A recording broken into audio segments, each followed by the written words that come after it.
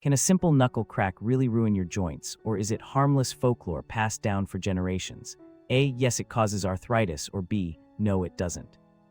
The truth is the crack comes from gas bubbles bursting in the synovial fluid, not from bones wearing down. With studies showing no strong link to arthritis, regular cracking may even relieve a little pressure, yet many people swear it causes swelling or crippling pain later. Drop a comment with your experience and tell us what myth you want busted next and whether you think you'll crack again tonight.